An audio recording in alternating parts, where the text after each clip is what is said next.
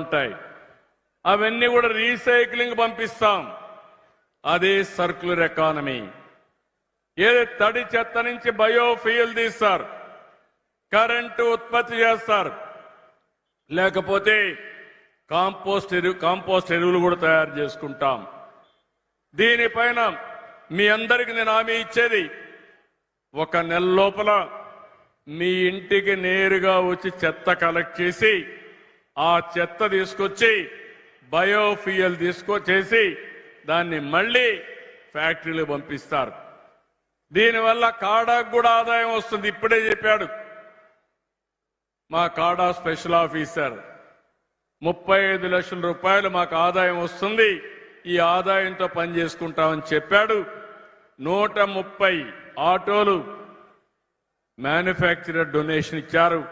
ఇది ఒక్క పైసా లేకుండా మన నియోజకవర్గానికి ఉండే మంచి పేరు వల్ల ఇక్కడ నేనున్నాను, అధికార యంత్రాంగం కూడా బాగా పనిచేసి దీన్ని సాధించారు. వారిని కూడా మనస్ఫూర్తిగా అభినందిస్తున్నా. ఈరోజు మన నియోజకవర్గంలో నేను చెప్పినటువంటి ఫీడర్స్ దగ్గర సోలార్ ఉత్పత్తి చేయడానికి 564 కోట్ల రూపాయలు ఖర్చు పెడుతున్నాం. ఛార్జింగ్ కూడా, బ్యాటరీ ఛార్జింగ్ కూడా ఇందులో ఉంది. ఇంకో పక్క మీరు ఒకసారి చూస్తే 428 అంగన్వాడీ కేంద్రాల్లో 21,091 మంది పిల్లలున్నారు. వీరందరికీ బ్రెయిన్ డెవలప్మెంట్ ప్రోగ్రాం చేపట్టాం. పైలట్ గా 25 కేంద్రాల్లో ఫైనలైజ్ చేశాం. ఒక్కొక్కసారి చిన్న పిల్లలప్పుడు బ్రెయిన్ డెవలప్మెంట్ కాకుండా పోవడం, స్టంటెడ్ గ్రోత్ అంటే ఎత్తు పెరగకుండా పోవడం, అక్కడి నుంచి సరిగా మనిషి ఎదగకుండా, పిల్లలు ఎదగకుండా పోవడం అన్ని జరుగుతున్నాయి. ఇవి చిన్నప్పుడే పసిగడితే సులభంగా కరెక్ట్ చేసే అవకాశం ఉంటుంది. కాబట్టి దీనికి కూడా శ్రీకారం చుట్టామని చెప్పి కూడా నేను మీకు తెలియజేస్తున్నాను. ఇంకో పక్క ఈరోజు కళకళలాడిపోయి ఆనసే పని మంచి పని అని చెప్పి ఆనందం కలిగింది. అవునా కాదా? ఈరోజు మన కుప్పం రైల్వే స్టేషన్ ఆధునీకరణ చేస్తున్నాం, ఇంకా చేస్తాం. అటు మెడ్రాస్ నుంచి బెంగళూరుకు పోయి ట్రైన్స్ ఏమున్నా మన కుప్పంలో ఆగగలిగితే ఈజీగా అటు మెడ్రాస్ పోవచ్చు, ఇటు బెంగళూరుకి పోవచ్చు. ఇప్పుడు బెంగళూరు నుంచి ఎక్స్ప్రెస్ వే వచ్చింది. ఆ రోడ్లోనే నేను వచ్చాను. ఆ రోడ్ని కేజీఎఫ్ దగ్గర ఒక చిన్న బైపాస్ తీసుకుని పొగిడిపల్లి ఏదైతే ఉందో గుడిపల్లి దగ్గరికి తీసుకురాగలిగితే అక్కడ బ్రహ్మాండమైన ఇండస్ట్రీస్ వచ్చే అవకాశం వస్తుంది. అదే సమయంలో వీకోట నుంచి, అంటే మొత్తం పలమనేరు నుంచి కృష్ణగిరి రోడ్డు 2 లేన్ ఉంది. దీని 4 వరుసలుగా 4 లేన్ రోడ్డు వస్తుంది. ఇంకో పక్క కుప్పం నుంచి హోసూరికి ప్యారలల్ రోడ్, ఇంకొక రోడ్డు వస్తుంది. ఈ 3 రోడ్లు గాని కనెక్ట్ చేసుకుంటే అటు కృష్ణగిరి, కేజీఎఫ్, బెంగళూరు, అటు చెన్నై, ఇటు చిత్తూరు, అన్ని పట్టణాలకు కేంద్రంగా కుప్పం తయారవుతుందని మరొకసారి మీకు విజ్ఞప్తి చేస్తున్నా. ఇవి చేస్తూనే కుప్పానికి ఈరోజు టౌన్ కూడా బాగా డెవలప్ చేయడానికి మొత్తం కుప్పానికి కూడా ఒక బ్రహ్మాండమైన ప్లాన్ తయారు చేశాం. కుప్పం యొక్క రూపురేఖలే మార్చబోతున్నాం. అది తొందరలో ప్రారంభమవుతాయి. అది కూడా మీరు ఒకసారి చూస్తే ఒక బ్రహ్మాండమైన నగరంగా, మంచి టౌన్ గా, ఇన్క్లూడింగ్ బైపాసే కాకుండా రోడ్లు వెడల్పు చేయడం, డ్రైనేజ్ తీసుకురావడం, ఇంకో పక్క సుందరీకరణ చేయడం, అక్కడ గార్డెన్స్ పెట్టడం, మన పిల్లలు ఆడుకోవడానికి one of the best sports complex 22 కోట్ల రూపాయలతో బ్రహ్మాండంగా తయారు చేస్తున్నాం. మన కుప్పాన్ని ఒక పర్యాటక కేంద్రంగా తయారు చేస్తా. నంద్యాల ఇంకో పక్క చూస్తే మల్లనూరు టెంపుల్, ఇంకో పక్క చూస్తే కంగుంది.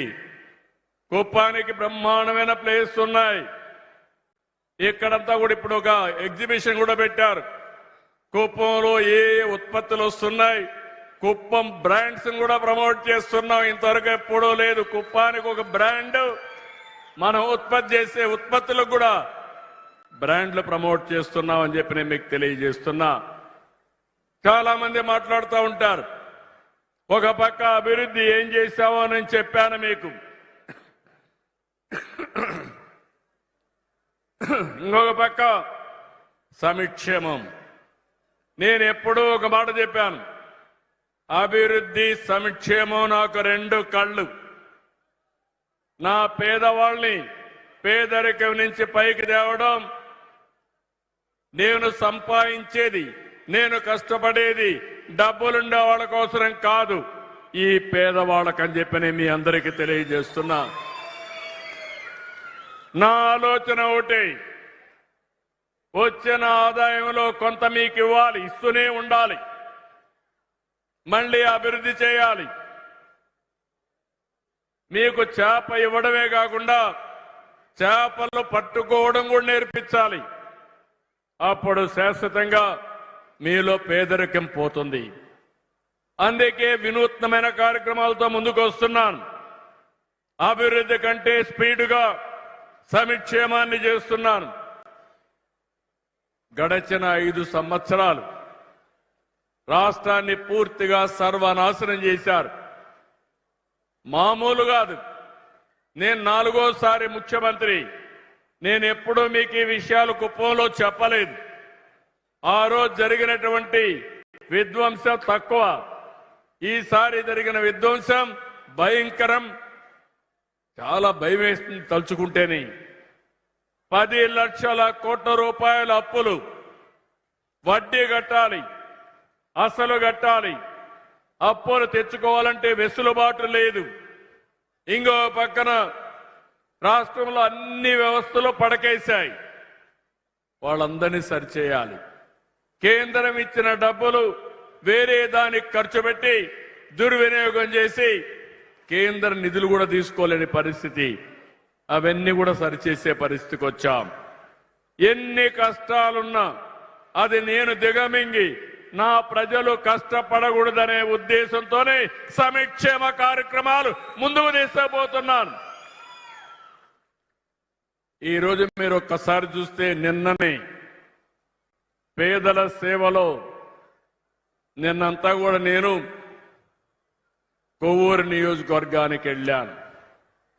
ఒక మాదిగ చర్మకారుడు, చెప్పులు కుట్టే వ్యక్తి, వాళ్ళ ఇంటికెళ్ళి డప్పు కళాకారులకు ఇచ్చే 4,000 రూపాయలు ఆయనకిచ్చి నేనే స్వయంగా డిస్ట్రిబ్యూట్ చేసి వచ్చాను.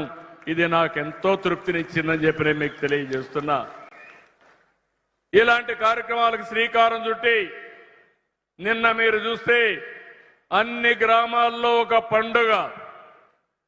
మొదటి తారీఖు వస్తే గ్రామాలు కళకళలాడుతూ ఉంటాయి. మీ చేతుల్లో 500 రూపాయల నోట్లు వస్తూ ఉంటాయి. ఒక్కొక్కరికి 4,000 రూపాయలు. భారతదేశంలోని సవాలు విసురుతున్నా, ఎవరైనా సరే 4,000 రూపాయలు పింఛన్ ఇస్తున్నారా అని అడుగుతున్నా మిమ్మల్ని. కొంతమంది తమిళనాడు పక్కనున్నారు, కొంతమంది కర్ణాటక పక్కనున్నారు. ఏం తమ్ముళ్ళు ఇస్తున్నారా? ఏమమ్మా ఇస్తున్నారా అని అడుగుతున్నా. 4,000 కాదు, దివ్యాంగులకు 6,000. నేనే మీరు చూస్తే 500 పింఛన్ దివ్యాంగులకి 3,000 చేశా, మళ్ళీ 6,000 చేశా. అంటే 12 రెట్లు దివ్యాంగులకు పింఛన్లు పెంచిన పార్టీ ఎన్డీఏ. కొంతమంది మాట్లాడతారు ఏమిచ్చారంటారు. ఏం తమ్ముళ్ళు, మీ ఇంటికి పెద్దన్న మారిగా ఉన్నా, పెద్ద కొడుకు మారిగా ఉండి సేవలు అందిస్తా, అవునా కాదా అని అడుగుతున్నా మిమ్మల్ని. ఇంకో పక్క కిడ్నీ సమస్యలు వస్తే, లేకపోతే అనారోగ్యం, లెప్రసీ కానీ ఇలాంటి వస్తే అలాంటి వారికి 10,000 రూపాయలు ఇస్తున్నాను. మంచానికే పరిమితమైన వాళ్ళకి ఎవడు ఇవాళ ప్రపంచంలో 15,000 రూపాయలు జీతం మారిగా వాళ్ళకి ఇస్తున్నాను. దేనికి ఇచ్చారంటే ఒక మానవత. మనుషులు ఇబ్బందుల్లో ఉన్నారు, పేదరికంలో ఉన్నారు, కష్టాల్లో ఉన్నారు. ఇది నా బాధ్యత.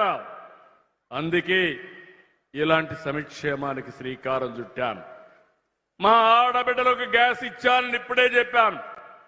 మీకు ఇబ్బంది లేకుండా అవసరమైతే 4 నెలలకు ఒకసారి నేరుగా మీ అకౌంట్లోనే డబ్బులు వేస్తాను.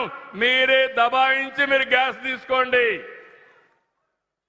నిన్ననే తల్లికి వందనం ఒకే మాట చెప్పాను. ఎంతమంది పిల్లలుంటే అంతమందికి తల్లికి వందనం ఇస్తారని చెప్పా. నిన్న మొన్న మాట్లాడే నాయకులను అడుగుతున్న మీరు చెప్పారు, ఫోటోలు దిగారు, ఇచ్చారా అని అడుగుతున్నా. ఈరోజు 5 మంది పిల్లలుంటే 5 మందికి 75,000 రూపాయలు ఒకేసారి ఇచ్చామంటే అది తెలుగుదేశం పార్టీ ఎన్డీఏ. అవునా కాదా అని అడుగుతున్నా. ఇచ్చారంటే చేలు పైకెత్తండి. అలాంటిది ఈరోజు మనం దగ్గర మీరు ఒకసారి చూస్తే ఇలాంటి వినూత్నమైన కార్యక్రమాలతో దీనివల్ల 2 లాభాలు. ఒక ఇంట్లో 3 పిల్లలుంటే ఒకరినే చదివిస్తే 2 పిల్లలు చిన్నబోతారు.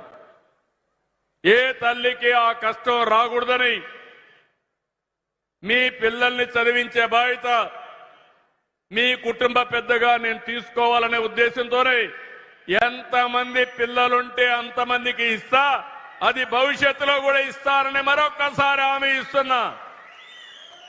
దీనివల్ల 2 లాభాలు ఉంటాయి. ఒకటి, పిల్లల్ని బాగా చదివిస్తారు.